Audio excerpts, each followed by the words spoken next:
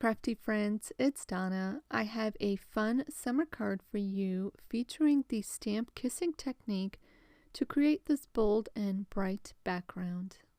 For my card today, I'm going to be working with several Whimsy stamp products. I'll be using this little hippo from Hippo Fun in the Sun clear stamp. I'm also going to be using a circle die to die cut my solid stamp so that I can create the kissing technique. I'll be incorporating the Kinetic Straight Waves die set. And finally, I'm going to be using a recently released cross-stitched hearts background stamp. So the way the kissing technique works is, if you're not familiar, you will need a solid stamp and a pattern stamp or a stamp with fine detail. Then you'll layer one on top of another and stamp onto your paper. I'll show you what I mean here in just a minute, but I didn't have a solid stamp, so I die cut using the circle die some fun foam that will act as my solid stamp. I'm inking up the background stamp with a pigment ink. And then I'm inking up my DIY stamp with a different color. And when I press the solid piece onto the background, that transfers the pattern onto my solid stamp, which I can then stamp onto my paper. And check out the impression I get by taking the pattern of one stamp and transferring it to another. One thing to note about the kissing technique is when you start with a solid stamp, you want to use a lighter shade of ink and the pattern background a little bit darker ink. In my case, I just happen to use a pigment ink, but you certainly can use dye inks for this technique. Although you may need to work a little bit quicker before the ink has a chance to dry. So I'll go ahead and fill up the entire background, spacing out the stamped images, and then I can trim my background paper down to 4 1/4 by 5 1/2. Now you could leave this background as is and it would be beautiful, but I'm all about the bright and bold colors, so I'm inking up the panel using some yellow Distress Oxide inks. I went over that background with a light yellow, and then I'll come in with a darker Distress Oxide ink and just darken up the edges a little bit. And here I'm just trying to even out as I possibly can the blending, but a lot of that will be covered up, so I'm not too worried about it at this point. Once I'm happy with the background, I can go ahead and set that aside to do my coloring. And for this card, I'm using the little adorable hippo from Hippo Fun in the Sun. I've stamped out my images onto some smooth white cardstock, and I'm using my Copic markers to color in the images. I have sped this up about 4 times the normal speed, but if you are interested in the color combinations that I used, I will have those listed over on my blog, which I've linked to down below. For this little hippo, I'm just doing some simple shading using some neutral gray markers. I've started with an N7 as my darkest, and I've added that into the shadow areas. Then I'll blend that out with an N5 followed by N3. Then I'll just blend out a little bit further with an N1, and finally a once swipe over with an N0. And I'm sorry my hand keeps getting in the way of the coloring. It's a little bit hard to face the right way so that everything is visible and still have complete control over my coloring. I am working on a different camera angle in the future, so hopefully that will help in seeing some of the coloring process. So my daughter used to call the bottom the batouche when she was little, and it just kind of stuck around with our family. So I am coloring the little hippo's batouche a little bit lighter, where the doggy is pulling on her bottom, exposing her little bit lighter batouche.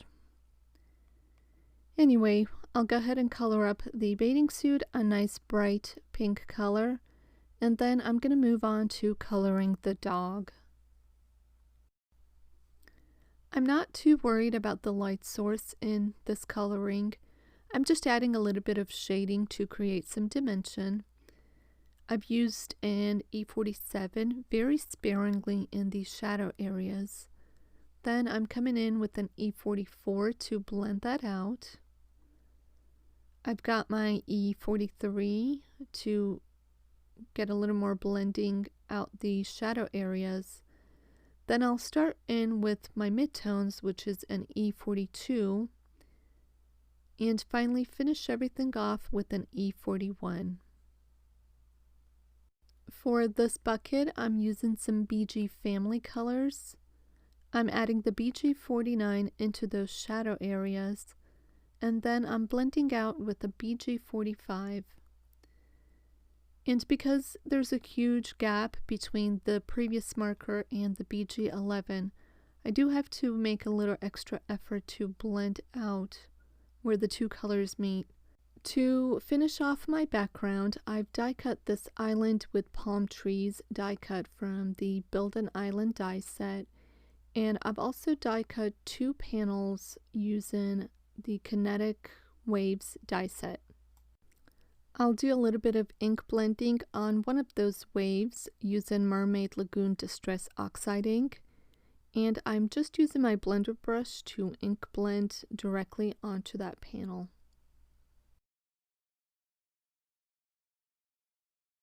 Once I'm happy with the amount of coverage, I'll spritz the panel with some clean water, and then I'll blot it dry with a piece of paper towel just to create a little bit of texture. So at this point, I can go ahead and work on my sentiment, and I have it kind of lined up in the top left corner. I'm treating the panel with some anti-static powder, and then I can ink it up with a black VersaFine ink and stamp it onto my panel.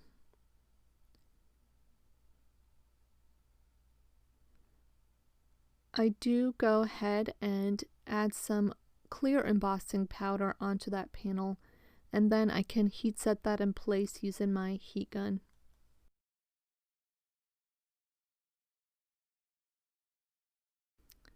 So at this point, I have all of my elements ready to go. I'm going to start by adhering the white panel, or the white waves panel, directly to the background. And I'm just using a little bit of liquid adhesive to add that in place. And then I'm going to layer up the ink blended panel, again directly right onto that background using liquid adhesive. And then once I have those in place, I just use my scissors to trim off the sides.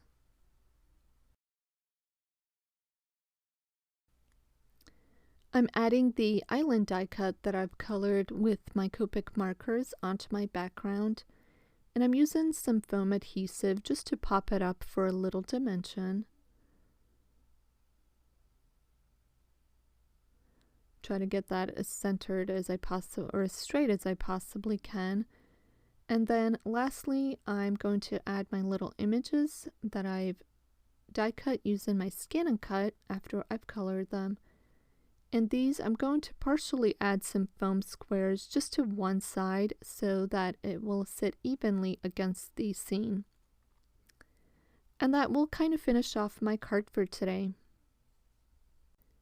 I want to thank you for joining me today, and let me know what you think about the kissing technique and if you've ever used it in your card making.